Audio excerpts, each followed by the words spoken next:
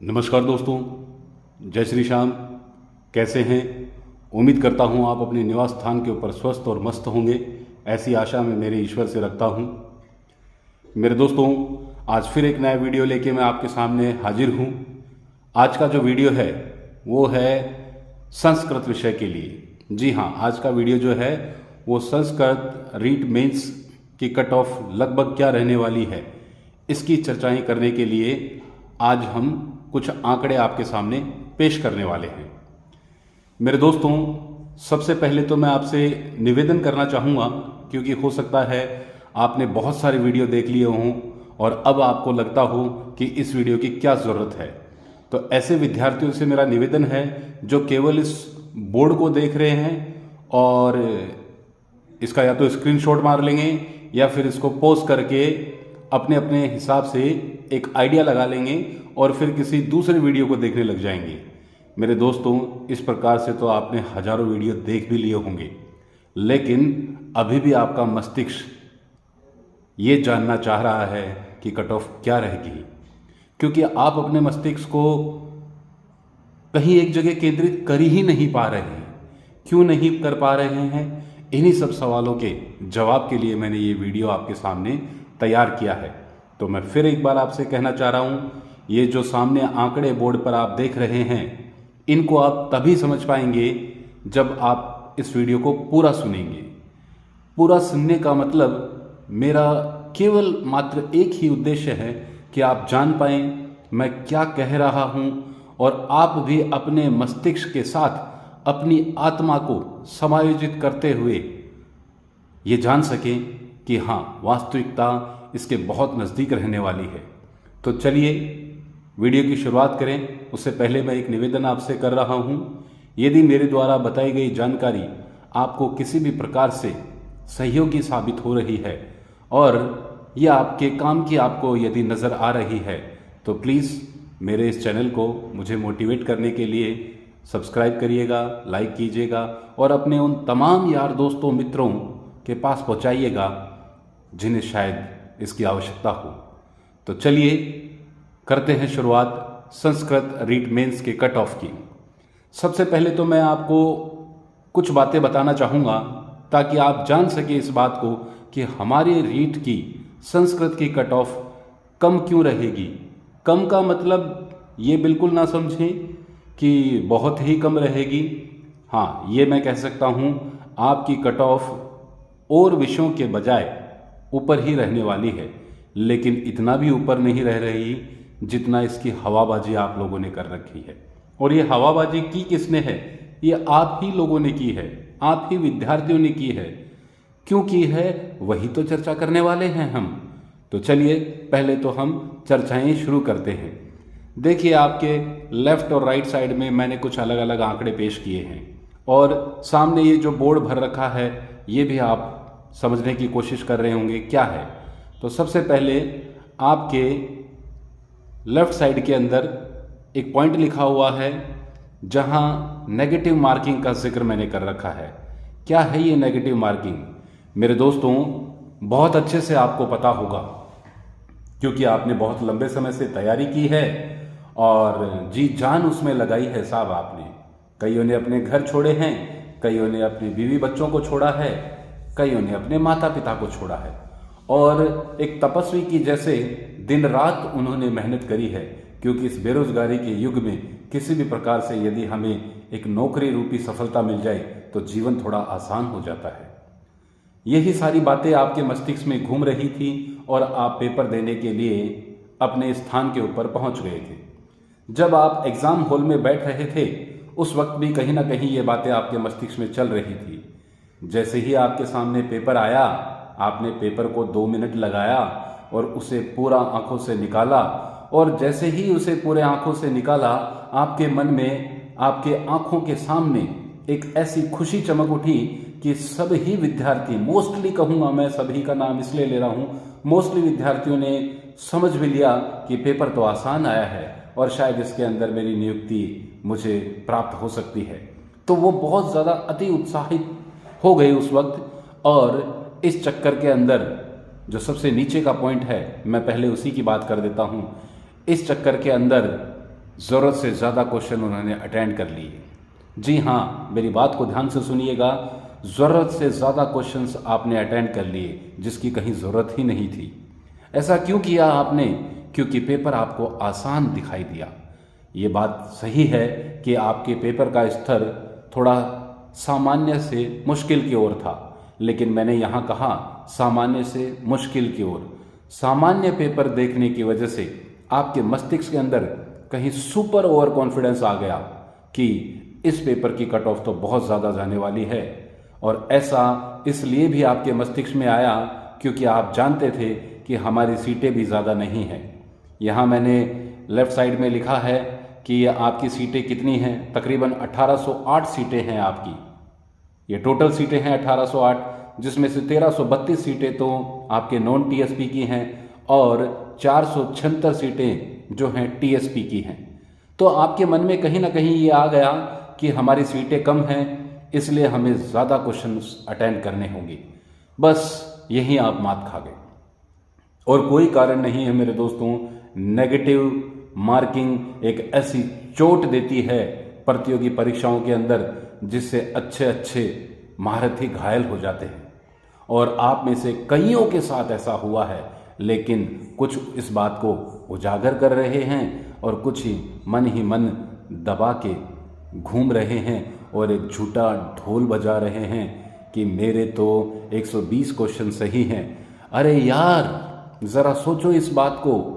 जब वो पेपर दे के आया तब भी उसके 120 थे, घर पहुंचा तब भी उसके 120 थे, आंसर की चारों तरफ से मिलाई कोचिंगों की तब भी 120 थे, आंसर की आई तब भी 120, और अब ऑब्जेक्शन मांग रहे हैं और उसके बाद में जो परिणाम आएगा तब भी लोगों को 120 ही बता रहा है। क्या ऐसा संभव है? ज़रा पूछिए अपने आप से। ऐसा कतई नहीं हो सकता कि किसी भी विद्यार्थियों के प्रश्नों के अंदर फेरबदल ना हुआ हो। अरे जब हम पेपर हॉल के अंदर एग्ज़ाम में बैठते हैं तो प्रत्येक क्वेश्चन हमें सही लगता है। क्यों लगता है? क्योंकि हमारे मस्तिष्क के अंदर, जैसे मैंने पहले बातें बताई, ये आ गया था कि पेपर तो ईजी है, और इस चक्कर में भूल ही गए आप इस बात को कि हमें केवल उन्हीं क्वेश्चनों को करना है जो 100% हमें लगे कि ये सही हैं। लेकिन ऐसा बर्ताव हर कोई विद्यार्थी नहीं कर पाता। इसके आगे की मैं यदि बात कहूँ तो अभी आपकी ऑब्जेक्शन भी मांग लिए गए हैं। ऑब्जेक्शन के बाद में जब आपकी फाइनल आंसर की आएगी तो उसी के साथ रिजल्ट भी आएगा। लेकिन अधीनस्थ बोर्ड की एक बहुत लंबी परंपरा है कि जब इसमें ऑब्जेक्शन मांगे जाते हैं और जब फाइनल आंसर की आती है तो डिलीट क्वेश्चंस की ज़्यादा गुंजाइश ये बोर्ड रखता है। तो यूँ मानिए आपने ऑब्जेक्शन भी लगाए होंगे और आपको लग भी रहा होगा कि 4 से 5 क्वेश्चनों के ऊपर बहुत ज़्यादा विवाद है, तो हो सकता है आपके 4 या 5 या 2 या 3 ये क्वेश्चन तो निश्चित रूप से डिलीट होंगे और बदलाव की गुंजाइश भी है। 2 या 3 क्वेश्चन आपके बदल भी सकते हैं। अगर ये उस विद्यार्थी के जिसके सही हैं, यदि उसके ये बदलाव की श्रेणी में आ गए या डिलीट हो गए तो उसे तो नुकसान हो गया और बहुत गहरा नुकसान हो जाएगा शायद। ये कुछ बातें हैं जो हमें हमारे मस्तिष्क के अंदर कभी भी किसी कट ऑफ का एनालिसिस करें तो हमें अपने मस्तिष्क के अंदर ज़रूर रखनी चाहिए। अब चर्चाएं करते हैं कि कट ऑफ कम क्यों रही। तो इन बातों के आधार के ऊपर तो आप समझ सकते हैं इस बात को। अगर किसी विद्यार्थी के 12 क्वेश्चन गलत हो जाते हैं, 1/3 यदि निकालते हैं, तो आप समझ सकते हैं इसकी गणित क्या होगी। मेरे हिसाब से तो बहुत से लोगों को इस गणित का भी नहीं पता। अरे 12 को यदि 3 से भाग दोगे तो 4 प्रश्न आपके उड़ जाएंगे।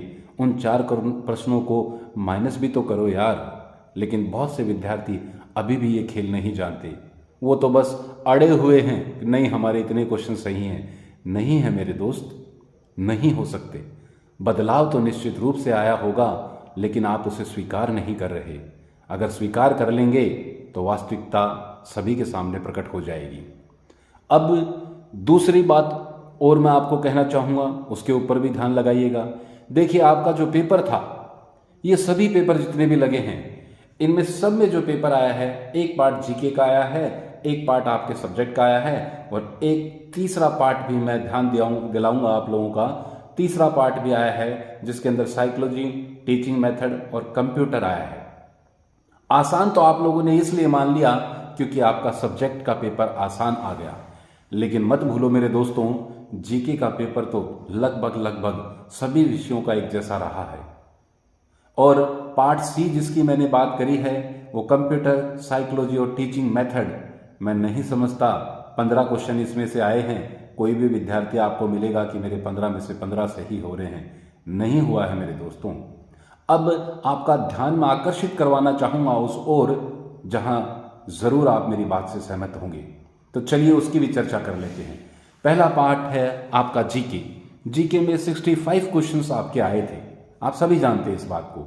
65 में से अभी तक जितने भी पेपर लगे हैं उसमें एवरेज जो स्कोर है वो 45 क्वेश्चन यदि किसी विद्यार्थी के काटने के बाद में, गलत क्वेश्चनों को काटने के बाद में बचते हैं तो वो विद्यार्थी बहुत ही अच्छी श्रेणी में अपने आप को शामिल कर सकता है, जिसे मैंने इंग्लिश का गुड लगा के प्लस का निशान लगाया है।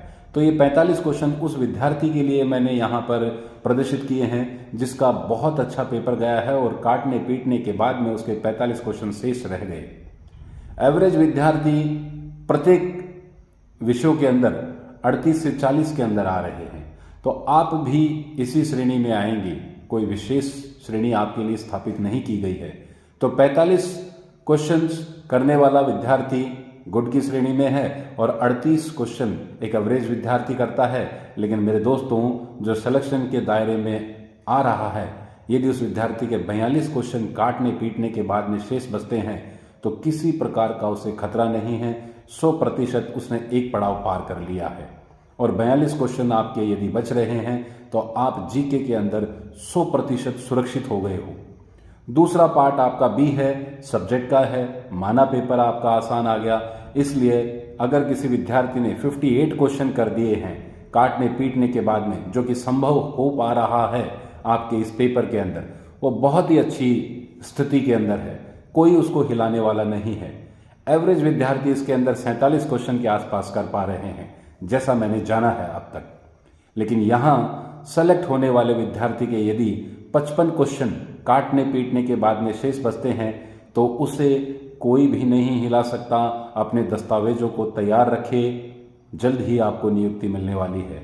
लेकिन ठहरिए एक बार, पार्ट सी को भी जरा देख लीजिए। पार्ट सी के अंदर 15 क्वेश्चन आपके आए हैं, जिसमें साइकोलॉजी भी शामिल है, टीचिंग मेथड भी शामिल है और कंप्यूटर भी शामिल है। मेरे दोस्तों, इस पार्ट के अंदर आप स्वयं जान सकते हैं इस बात को कि जो मामला आपका पार्ट बी में बैठा वो इसमें बैठना आपको संभव नहीं दिखाई दिया होगा। इसमें फिर भी मैंने एक दायरा बनाया है, अगर बहुत ही अच्छी श्रेणी का विद्यार्थी है तो उसने 11 क्वेश्चन इसमें से कर लिए होंगे और 6 क्वेश्चन मैं एवरेज मानता हूं। लेकिन सेलेक्ट होने वाले विद्यार्थी यदि 8 प्रश्न इसमें सही कर पा रहे हैं तो वो अपने आप को निश्चित और सुरक्षित माने। यहां मैं आप लोगों से ही एक बात पूछना चाहूंगा, प्लीज मुझे कमेंट बॉक्स के अंदर इसका रिप्लाई जरूर दीजिएगा, मेरा निवेदन है आपसे, क्योंकि आप जब अपनी बातें प्रदर्शित करेंगे तो हर एक बच्चा जान पाएगा कि वास्तविकता यही है क्या, और अगर ये वास्तविकता नहीं होगी तो भी वो बच्चा जान पाएगा कि वास्तविकता क्या है। तो प्लीज अगर मेरी बातों से आप सहमत हो रहे हैं तो कमेंट बॉक्स के अंदर इसका रिप्लाई जरूर दीजिएगा।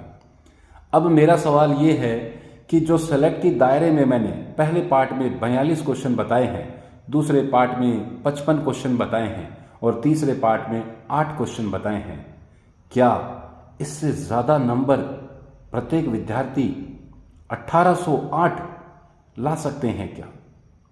सोचिए जरा इस बात को, क्या इससे भी ज्यादा गुंजाइश हर एक विद्यार्थी प्राप्त कर पा रहा है क्या? सोचिए मेरे दोस्तों एक बार। माना आपका सब्जेक्ट सरल था, लेकिन क्यों भूलते हो यार, जीके भी तो शामिल है। आपके लिए स्पेशल जीके थोड़ी ना आया है। 42 क्वेश्चन आपके काट पीटने के बाद में सही हो रहे हैं, क्या 65 के 65 ही सरल आ गए? क्या 70 के 70 ही कर डाले? क्या 15 के 15 ही सही आ गए आपको? सोचिए यार जरा एक बार इस बात को। अब मैंने कट ऑफ का निर्धारण जो किया है वो इन्हीं अंकों के आधार के ऊपर किया है। आप देखिए, जनरल की जो कट ऑफ बनाई है मैंने, तो जो मैंने स्टार सा गोला लगा के, स्टार तो नहीं कहूंगा इसे, ये बादल से बनाए हैं मैंने। ये बादल से जो हैं उसमें सेलेक्ट वाले 42, 55 और 8 प्रश्न शामिल हैं। इन सब का योग यदि आप करेंगे तो ये आपका 105 बैठ रहा है।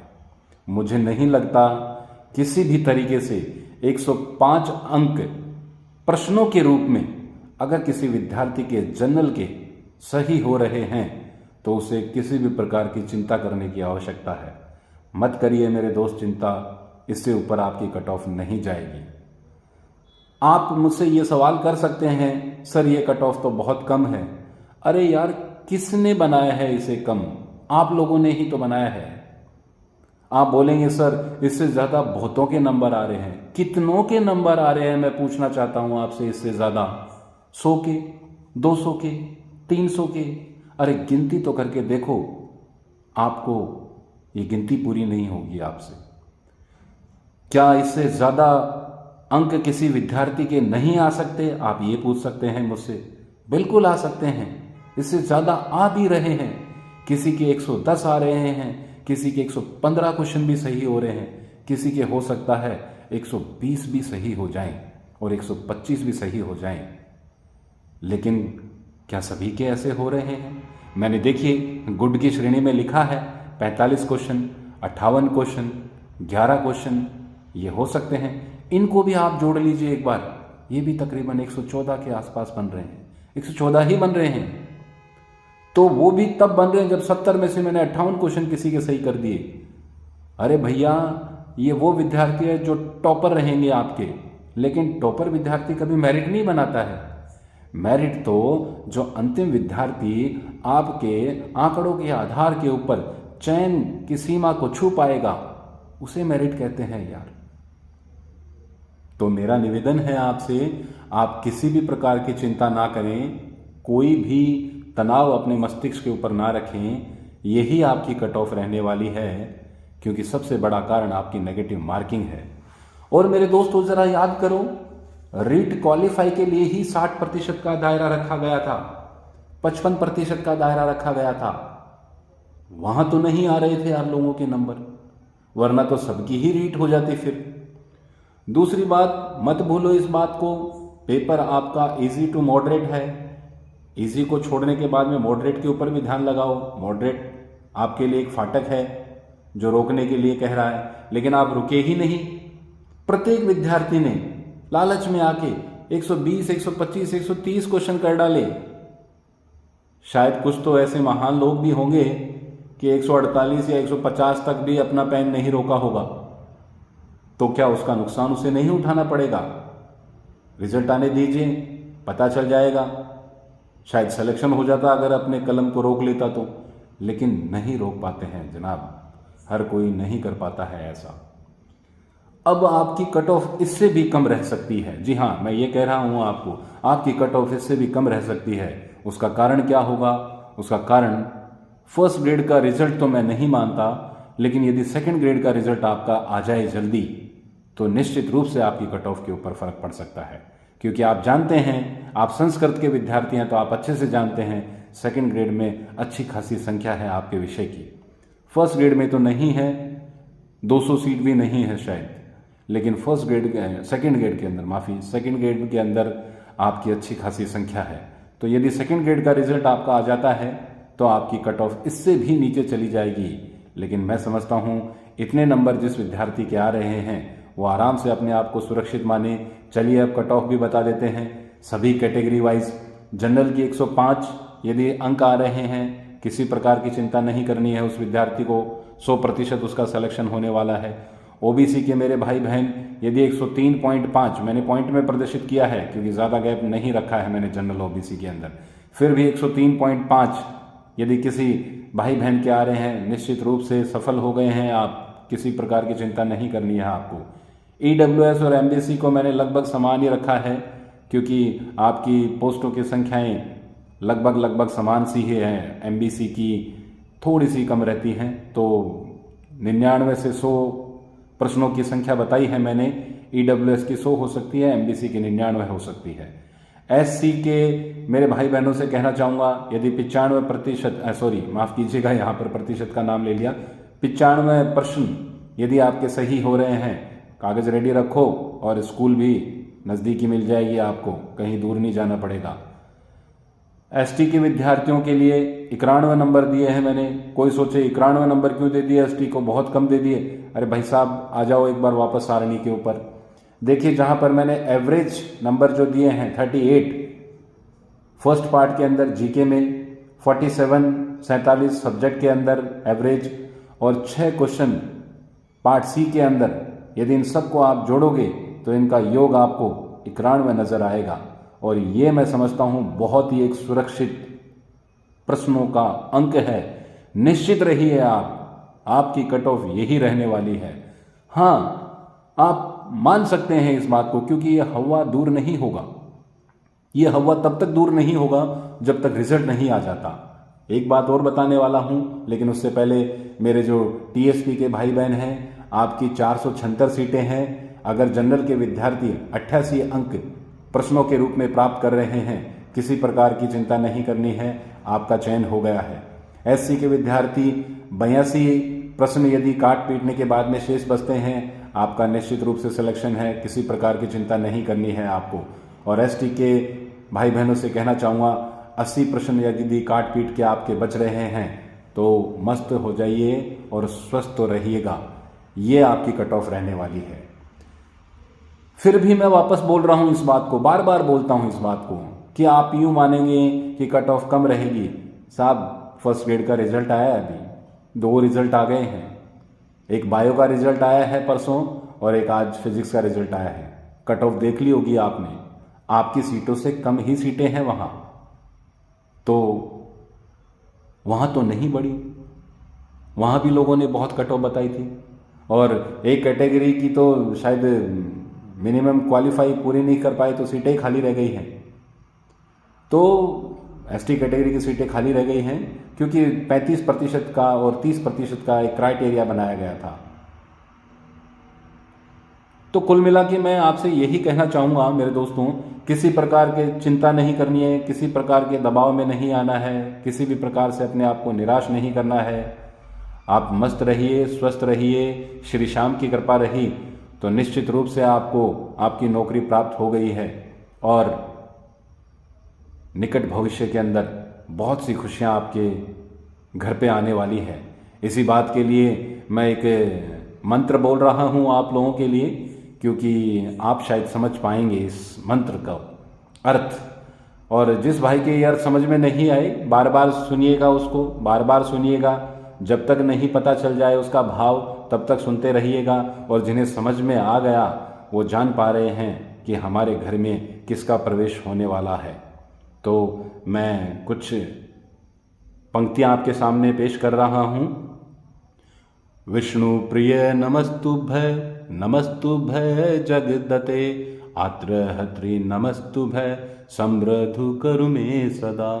नमो नमस्ते महामाय, श्रीपीठे सुर पूजते, शंख चक्र गदा हस्ते, महालक्ष्मी नमोस्तते। तो मेरे दोस्तों, मेरी दुआ है आपके घर में खुशियाँ आएं, आपके घर में श्री श्याम कृपा बनाए रखे। आज के लिए इतना ही। यदि मेरे द्वारा दी गई जानकारी से आपके किसी भी प्रकार के सकारात्मक दृष्टिकोण बने हैं, आपका आत्मविश्वास बढ़ा है, तो प्लीज़ प्लीज़ प्लीज़ निवेदन है और हक भी बनता है मेरे चैनल को सब्सक्राइब करें, लाइक करें, शेयर करें। धन्यवाद।